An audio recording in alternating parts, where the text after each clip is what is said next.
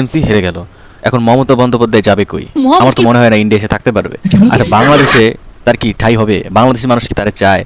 তো আমি একজন বাংলাদেশি হিন্দু, আমি বলতেছি আমরা তাকে চাই না। বাপরে বাপরে বাপরে, আরে থামো থামো, ওরে বাপরে, তুমি মনে হয় অনেকদিন ভারতবর্ষে আসোনি, মানে তোমার মনে হয় অম্বলের একদম মাথায় উঠে গেছে। চিকিৎসা করিয়ে যাও পশ্চিমবঙ্গের।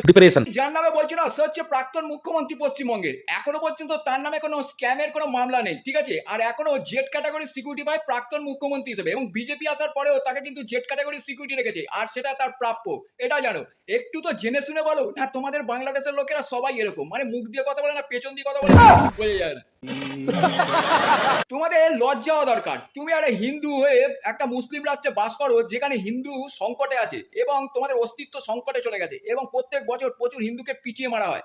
সেই দেশে বসে তুমি আবার হিন্দুত্ব নিয়ে, আবার আমাদের মুখ্যমন্ত্রী একজন হিন্দু, তাকে নিয়ে বলছো এইসব কথা। মানে সত্যি লজ্জা হওয়া দরকার। যে দেশে একজন প্রধানমন্ত্রী ক্ষমতা থাকাকালীন অন্য দেশে এসে আশ্রয় নিতে হয়, তোমাদের লজ্জার কোনো শেষ নেই। সারা বিশ্ব দেখেছে কি হয়েছে, তারা জঙ্গি দেশ, সেখানে বসে এসব ভিডিও করছো, মানে একেবারে লজ্জাও লাগে না সত্যি। সবাইকে জয় শ্রীরাম। হ্যাঁ, আবার ঘরে বসেই তুমি জয় শ্রীরাম বলছো। হ্যাঁ, বাইরে বেরিয়ে একবার জয় শ্রীরাম বলো না, কত ক্ষমতা দেখবো। হ্যাঁ, আমাদের দেশের মুসলিমদের জয় শ্রীরাম বলতে বাধ্য করা হয় না, তোমাদের দেশে আছে। সালাম আলাইকুম বলতেই হবে বাইরে বেরিয়ে। আবার তোমরা কথা বলো বড় বড়। ভারতবর্ষের লোকেদের নিয়ে তোমাকে অত চাপ নিতে হবে না সোনা, তুমি নিজের উপর চাপে আছো বুঝতে পারছি। কারণ তোমার ওখানে কিছু হলে তুমি তো ভারতবর্ষে আসাই ধান্দা করতে দেয় না, জয় শ্রীরাম করছো, তাই না? একদম একদম। আর ভারতের বিজেপি সরকার তোমাকে অ্যাকসেপ্ট করে কিনা সেটাও চিন্তার বিষয়। ভারতের এমন কোনো নেতা বা মন্ত্রী নেই যারা স্ক্যাম করে বাংলাদেশে পালিয়ে গেছে, কেউ নেই। কিন্তু তোমাদের জামাতে ইসলামের লোকেরা ভারত বিদ্বেষী বক্তব্য করেও আবার কিন্তু বাঁচার তাগিদে ভারতে এসে আশ্রয় নেয়। আমাদের যারা মন্ত্রীরা স্ক্যাম করেছে, তারা যদি তোমাদের বাংলাদেশে চলে যেত, তাহলে কিন্তু আরেকটা পদ্মা সেতু তোমাদের হয়ে যেত।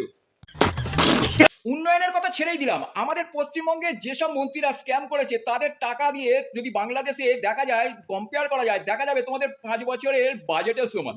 বুঝো না এই ব্যাপারটা?